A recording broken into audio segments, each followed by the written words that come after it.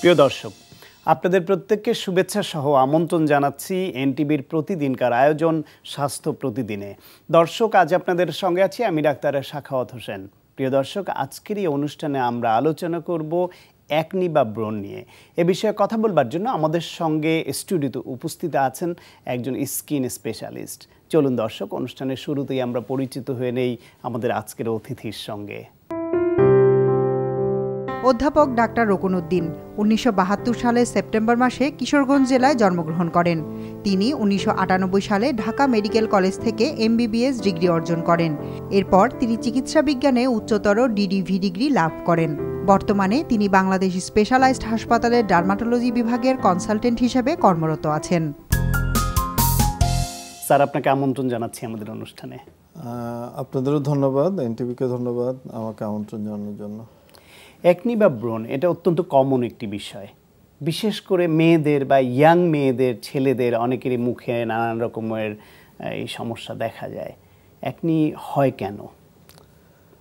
Acne আমাদের তেল তৈরি করার গ্ল্যান্ড, সেবাসিয়াস গ্ল্যান্ড, এই গ্ল্যান্ড আমাদের এই গ্ল্যান্ডের প্রদাহ বা ইনফ্লামেশনের জন্য আসলে একনি হয়। তো একনি কিন্তু একটা ফ্যাক্টর না, অনেকগুলি ফ্যাক্টর এখানে কাজ করে। যেমন সেবাসিয়াস গ্ল্যান্ডের অ্যাক্টিভিটি বাড়ে হচ্ছে যখন অ্যান্ড্রোজেন বা পুরুষ হরমোনটা ব্লাডে চলে আসে, সেটা 11-12 বছর পরে আসতে পারে। ইউজুয়ালি আমাদের দেশে সহ পৃথিবীর সব দেশে 12 থেকে 25 বছরের মানুষ প্রায় 85% একনিতে কোনো না কোনো সময় এফেক্টেড হয়। বিভিন্ন টাইপ অনুযায়ী হয়তো ইন্টেন্সিটি বা বিভিন্ন রকম থাকে। ওই যে প্রথমে বললাম যে বিভিন্ন মাল্টিফ্যাক্টরিয়াল কজ থাকে, যেমন অ্যান্ড্রোজেন, একটা অ্যান্ড্রোজেন তো বললাম যে হরমোনের প্রভাব, সানলাইট, বিভিন্ন অয়েলি গ্রিজি সাবস্টেন্স, কিন্তু তার সবার আগে একটা কারণ চলে আসে, সেটা হচ্ছে স্ট্রেস। কারণ স্ট্রেসে আমরা জানি অ্যান্ড্রোজেন বেশি তৈরি হয় এবং আলটিমেটলি এর এক ব্রণ বা বেড়ে যায় সেবাসিয়াস গ্ল্যান্ডের অ্যাক্টিভিটি বাড়ার জন্য। এখন স্ট্রেস কিন্তু দেখা যাচ্ছে যে সাধারণত আমাদের দেশে মা বাবা যখন আমাদের কাছে আসে বাচ্চাকে নিয়ে, যে আমার বাচ্চার স্ট্রেস কোথায়, ওর ক্লাস 8-এ পড়ে, 9-এ পড়ে, তো ওর তো পড়াশোনা ছাড়া অন্য কোনো কাজ নাই। কিন্তু বেসিক্যালি পড়াশোনা ইটসেলফ স্ট্রেস, পরীক্ষা স্ট্রেস, রেজাল্ট স্ট্রেস, সেগুলো তো আছেই। তারপর ছেলে মেয়েদের বয়ঃসন্ধি কালের যে ফিজিওলজিক্যাল চেঞ্জ, সেটাও তো একটা মেন্টাল স্ট্রেস, এক ধরনের স্ট্রেস, এবং হরমোনাল চেঞ্জেরও বিষয়। এক্স্যাক্টলি। তো ফলে স্ট্রেস কিন্তু সবার আগেই চলে আসে একনির ক্ষেত্রে। তার সাবসিকুয়েন্টলি অন্য যে বয়সের স্পেসিফিক ওই বয়সে যেহেতু অ্যান্ড্রোজেন আসতেছে, সানলাইট, আমরা জানি যে সানলাইটের দৈর্ঘ্য অনেক বেশি এবং সানলাইটের জন্য আমাদের ব্রণ যে বাড়ে সেটা হচ্ছে। আমাদের বিভিন্ন অয়েলি গ্রিজি সাবস্টেন্স বা মুখের রিকমেন্ডেড, আমরা ডাক্তারের পরামর্শ মতো মুখে খুব কম জিনিসই ইউজ করতেছি। আমি মাঝে মাঝে অনেককে বলি যে এই দেশের রোগী বা সাধারণ মানুষ যদি মুখে কোনো কিছুই না লাগে, আপনি দেখবেন যে ছেলেরা কম্পারেটিভলি কম এফেক্টেড হয়, তেমন ছেলেরা তেমন কিছু লাগাচ্ছে না বা কম লাগায়, কিন্তু মেয়েরাই বেশি এফেক্টেড হচ্ছে। এটার কারণ কি? এটার কারণ হচ্ছে যে বিভিন্ন কসমেটিক্স, হোয়াইটিং সাবস্টেন্স, সানস্ক্রিন, এগুলো বেশি ইউজ হচ্ছে কম্পারেটিভলি, একটা ছেলের থেকে একটা মেয়ে বেশি ইউজ করে। তো ফলে এটা একটা বড় ফ্যাক্টর, যে অ্যাপ্রোপ্রিয়েট জিনিসটা যদি না আসে সেক্ষেত্রে একনি কিন্তু বেড়ে যাবে। এবং আমি হোয়াইটেনিং ক্রিমের কথা বলছি, স্টেরয়েডের কথা বলছি, যেগুলো ইউজুয়ালি অনেক সময় স্টেরয়েড ইউজ করলে কী হবে, যেহেতু একনি বা ব্রণ হচ্ছে ইনফ্ল্যামেটরি ডিজিজ একটা বা প্রদাহজনিত সমস্যা, তো এখন স্টেরয়েড ইউজ করলে দেখা গেলো ইনিশিয়ালি তো কমবে ব্রণ, তো ফলে সাধারণ মানুষ এগুলো ইউজ করে দেখা গেলো ইনিশিয়ালি উন্নতি যখন পাচ্ছে এগুলো কন্টিনিউ করতেছে, পরে স্টেরয়েড ইনডিউস একনি আরও খারাপভাবে অ্যাপিয়ার করতেছে। তো সেই বিভিন্ন কসমেটিক্স রয়েছে। তারপরে যেটা হচ্ছে কিছু ইন্টারনাল অনেক সমস্যার জন্য হয়, যেমন খুব কমন মেয়েদের মধ্যে পলিসিস্টিক ওভারিয়ান সিনড্রোম বলে একটা সমস্যা, যেখানে এতে কি ঘটে, এখানে হরমোনের ইমব্যালেন্সের জন্য সাধারণত যেটা হয় সেটা হচ্ছে যে একনি হতে পারে, আনওয়ান্টেড হেয়ার হতে পারে, এবং সাথে মাসিকের সমস্যা, মাসিক বছরে 8 বার বা 8 বারে কম হয়, অথবা মাসিকের লেন্থ 35 দিনে বেশি হয়। অনেক সময় আমরা আল্ট্রাসোনোগ্রাম করলে দেখা যাচ্ছে আমরা পলিসিস্টিক ওভারি পাই, পলিসিস্টিক ওভারি ফিচার পাই। তো এই যে 3টা কম্পোনেন্ট আমি বললাম, যে কোনো 2টা কম্পোনেন্ট থাকলে আমরা ডিক্লেয়ার করি যে এই মানুষটা উনি পলিসিস্টিক ওভারিয়ান সিনড্রোমের পেশেন্ট। তো এই কারণগুলি মেইনলি একনির জন্য দায়ী। তো এই যে ব্রণ হলে কারো কারো বা অল্প হয়, কারো খুব বেশি হয়, এত হয় যে পুরো মুখটাই মনে হয় যে ছোট ছোট অনেক ঘায়ের মতো হয়ে যায়।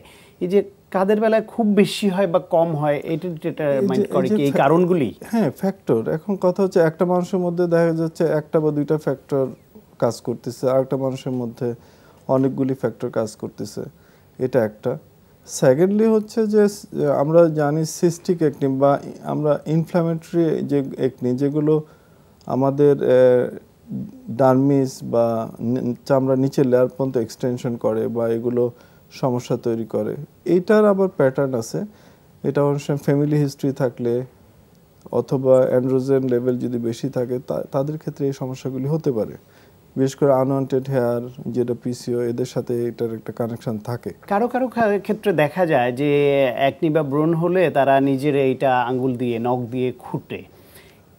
এইটা কতখানি ক্ষতির কারণ হতে পারে এবং এই বিষয়ে আপনার পরামর্শ কি? এটা একটা ইম্পর্টেন্ট জিনিস, এটা আমি মিস করে গেছিলাম, যে প্রেশার কিন্তু একটা ইম্পর্টেন্ট জিনিস। এবং ইদানিং আপনি দেখবেন যে নতুন স্টাইল যেটা হেজাবের যে মেয়েরা পড়তেছে, সেখানে যে জায়গাগুলি প্রেশার লাগতেছে সেখানে কিন্তু ব্রণ নিয়ে আসতেছে। তো প্রেশার কিন্তু একনি হওয়ার জন্য একটা বড় ফ্যাক্টর।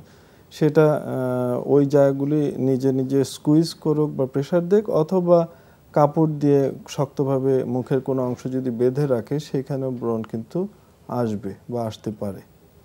সেই জন্য এটা যত শিথিল করে বাঁধা যায়। এক্স্যাক্টলি, এটা হচ্ছে লুজ জামা কাপড় অলওয়েজ লুজ থাকবে। আর একটি হয়ে গেলে অনেকে যে নখ দিয়ে খুঁটে বা ওইটার ভেতরে যে শ্বাস বের করে, এইটার ক্ষতি কি হতে পারে? এটা ওই যে বললাম যে পোস্ট ইনফ্ল্যামেটরি হাইপারপিগমেন্টেশন, যে আমাদের স্কিন টাইপেরই একটা বড় সমস্যা হচ্ছে যে কোনো আঘাত, মানে আমি যখন এটাকে স্কুইজ করতেছি বা চেপে বের করতেছি, তখন আশেপাশে রং তৈরি করা সেলগুলি বেশি স্টিমুলেটেড হবে, ফলে আরও বেশি রং তৈরি করবে।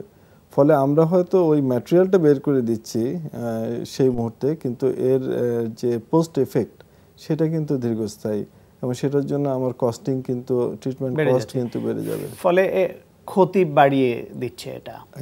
যারা ব্রণ বা একনির সমস্যায় আক্রান্ত, তারা নিশ্চয়ই এর উত্তরণের পথ খুঁজতে চান এবং জানতে চান যে কি করলে এটা ভালো হবে, এবং যাদের অবাঞ্ছিত দাগ হয়ে গেছে ত্বকে, সেটাও কি করলে দূর হবে।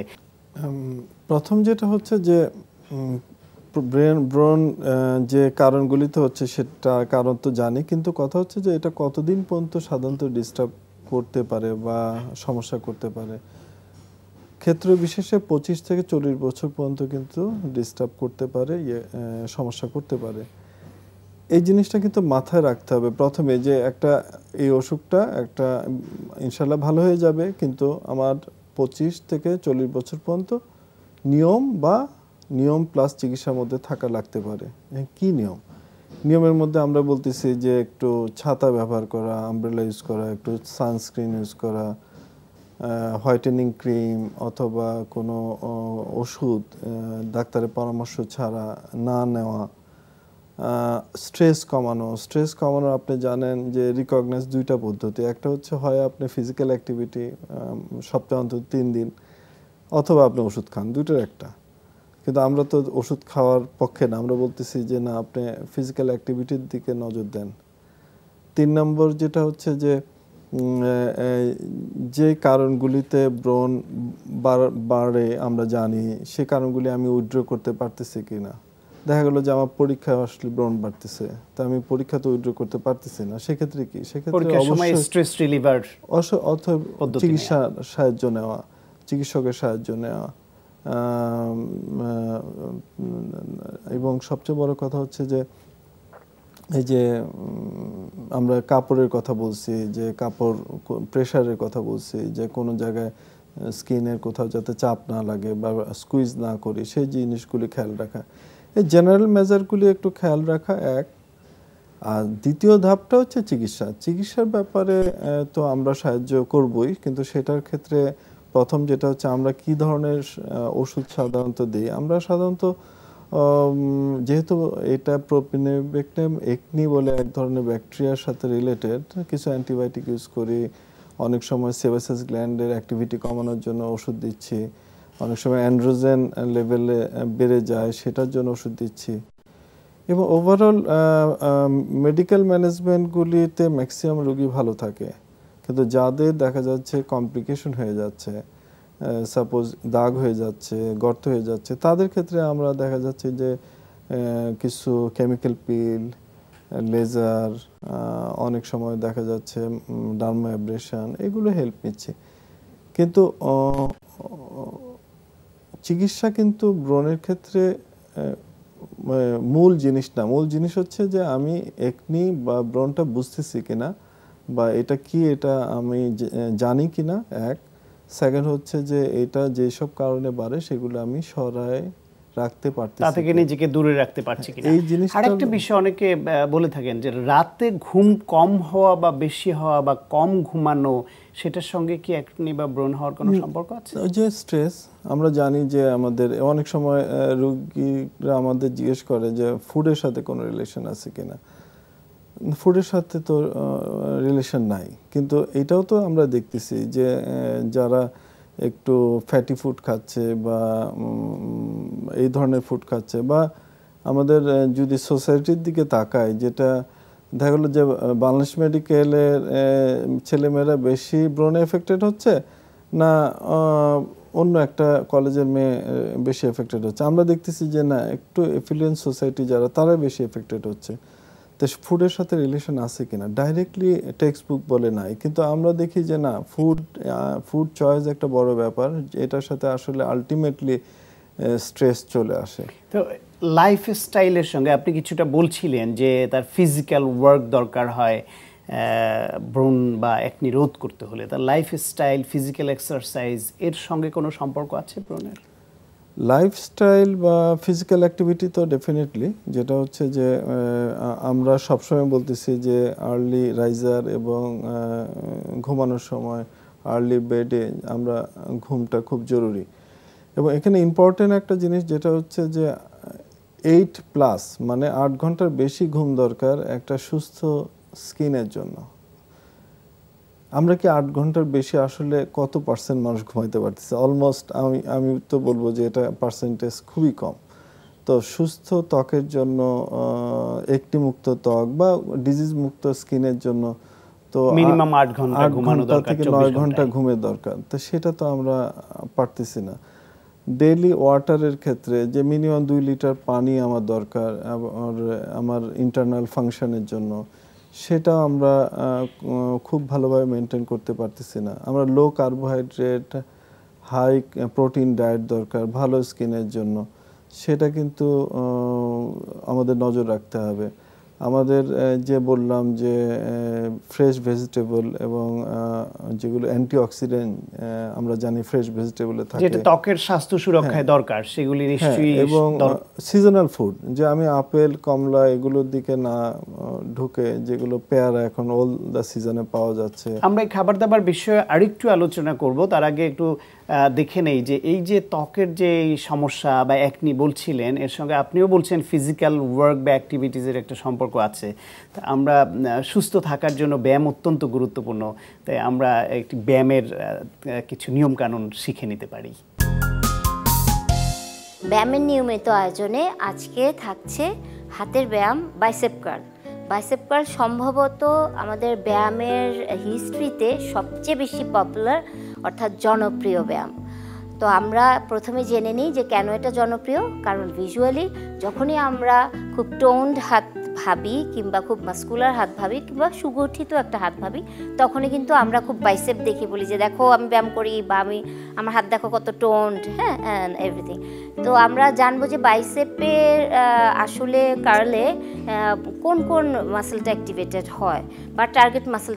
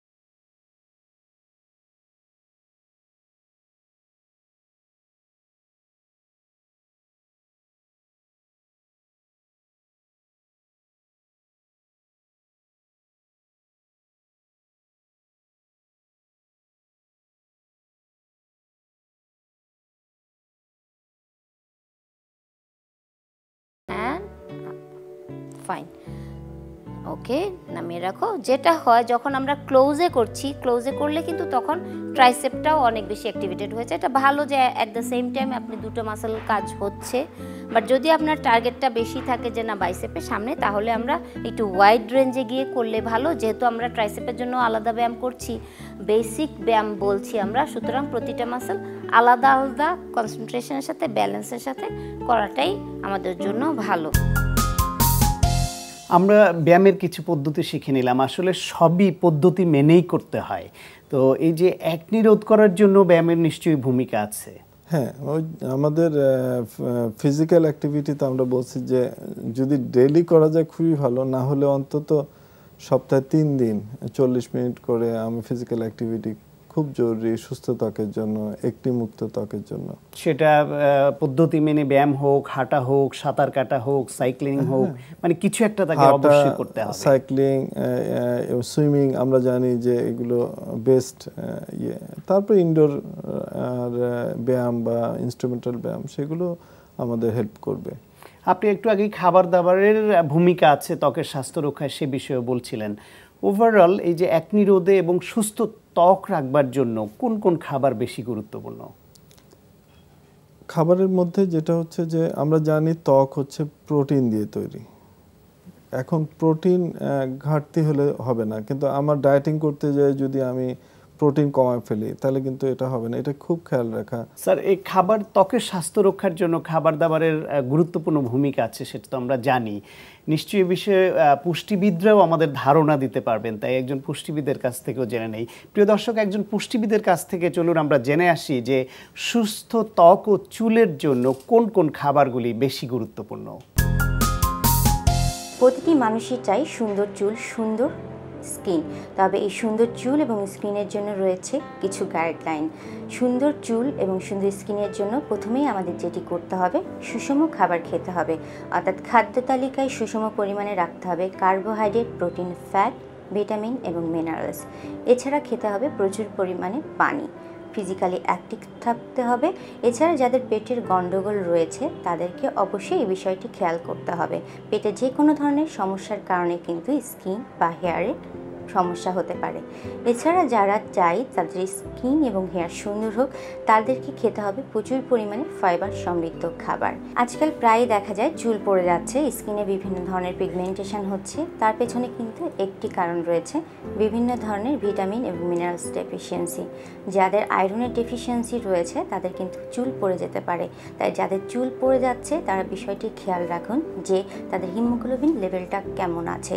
যদি রক্ত স্বল্পতা দেখা দেয় তাহলে অবশ্যই আয়রন সমৃদ্ধ খাবার খাবেন। উদ্ভিজ্জ উৎসের চাইতে প্রাণীজ উৎস যেমন মাংস, কলিজাতে রয়েছে ভালো পরিমাণ আয়রন। ডিমে আয়রন রয়েছে, তাই যাদের আয়রন ডেফিসিয়েন্সি রয়েছে তারা ডিম, কলিজা খেতে পারেন। এছাড়া খাদ্য তালিকায় রাখুন পর্যাপ্ত পরিমাণে ভিটামিন সি, কেননা সি স্কিনের বিভিন্ন ধরনের সমস্যা প্রিভেন্ট করতে সাহায্য করে। যাদের স্কিনে ব্লেমিশেস রয়েছে সেই ব্লেমিশেস কিন্তু দূর করতে ভিটামিন ই খুবই গুরুত্বপূর্ণ ভূমিকা পালন করে এবং ভিটামিন সি বিভিন্ন ধরনের ইমিউনো ফাংশনকে উন্নত করতে সাহায্য করে। তাই স্বাস্থ্যকর চুল এবং সুন্দর ত্বক পাওয়ার জন্য অবশ্যই আমাদের সুষম খাবার খেতে হবে। প্রচুর পরিমাণে পানি এবং ভিটামিন মিনারেল সমৃদ্ধ খাবার খেতে হবে এবং খেয়াল রাখতে হবে যেন কোনো ভিটামিন বা মিনারেলসের ডেফিসিয়েন্সি না হয়। স্যার, এই যে পুষ্টিবিদের মতামত তো আমরা জানলাম, আপনিও বলছিলেন একই কথা, যদি কোনো মন্তব্য যোগ করতে চান। ওভারঅল যেটা হচ্ছে যে সুস্থ ত্বকের জন্য যদি আমরা এক কথায় বলতে চাই যে আমার কি দরকার, অ্যাংজাইটি ফ্রি লাইফ, ঘুম 8 ঘন্টা বা 8 ঘন্টার বেশি, low carbohydrate, high protein diet, fresh vegetable, শাকসবজি, স্কিনের প্রোটেকশন খুব জরুরি। যে আমি হয় সানস্ক্রিন দিব, বেস্ট হচ্ছে আমব্রেলা বা ছাতা অথবা ঢেকে রাখা। আর আমরা খুব ভালো করে খেয়াল করে দেখব যে আমাদের যে জায়গাগুলি ঢাকা থাকে কম্পারেটিভলি স্কিন ভালো, একটি মুক্ত, যেখানে এক্সপোজ থাকে সেখানে আমাদের ঝামেলাগুলি হচ্ছে, যেখানে প্রেশার থাকে সেখানে ঝামেলাগুলি হচ্ছে। এবং সবচেয়ে বড় কথা হচ্ছে যে যখন সমস্যা হবে আমাদের চর্ম বিশেষজ্ঞ, একজন চর্ম বিশেষজ্ঞের সাহায্য নেওয়া বা তার চিকিৎসা পরামর্শ নেওয়া, সময় মতো চিকিৎসা নেওয়া। নিশ্চয়ই সবাই পরামর্শ মেনে চলবেন। স্যার, আপনাকে অনেক ধন্যবাদ। একনি বা ব্রণ প্রতিরোধে করণীয় কি সে বিষয়ে অত্যন্ত প্রয়োজনীয় পরামর্শ জানলাম। আপনাকেও ধন্যবাদ এবং এনটিভিকেও ধন্যবাদ আমাকে আমন্ত্রণ জানানোর জন্য। প্রিয় দর্শক, একনি বা ব্রণ হলে করণীয় কি সে বিষয়ে আমরা অত্যন্ত প্রয়োজনীয় কিছু পরামর্শ জানলাম। দর্শক, চলুন আমরা দেখে নেই এবার আপনার প্রিয় স্বাস্থ্য প্রতিদিনের আগামী পর্বে আপনার জন্য কি রয়েছে। ঘাড় ব্যথা নিয়ে প্রায়ই লোকজন আসে এবং আমাদের প্র্যাকটিসে, আমাদের হাসপাতালে ঘাড় ব্যথার সামান্য কারণ হতে পারে, আবার খুব ঘনীভূত কারণ হতে পারে। একটা ঘাড় ব্যথা নিয়ে যেটা আসে সেটা হলো পশ্চার মানে আমাদের ভঙ্গি, যে ভঙ্গিতে আমরা বসি, যে ভঙ্গিতে আমরা ঘাড়কে পরিচালনা করি। কিন্তু এগুলো জানার আগে আমাদের জানতে হবে, জনগণের জানতে হবে যে ঘাড়ে কি কি আছে। প্রিয় দর্শক, আপনার প্রিয় অনুষ্ঠান স্বাস্থ্য প্রতিদিন দেখতে ভিজিট করুন www.ntbbd.com। এছাড়াও এনটিভির জনপ্রিয় সব অনুষ্ঠান ও খবরের আপডেট জানতে ভিজিট করুন আমাদের ইউটিউব ও ভেরিফাইড ফেসবুক পেজ। দর্শক, আজ এ পর্যন্তই। সবাই ভালো থাকুন, সুস্থ থাকুন এবং অবশ্যই থাকুন নিরাপদে। দেখা হবে আগামীকাল ঠিক একই সময়ে নতুন কোনো অতিথি নিয়ে।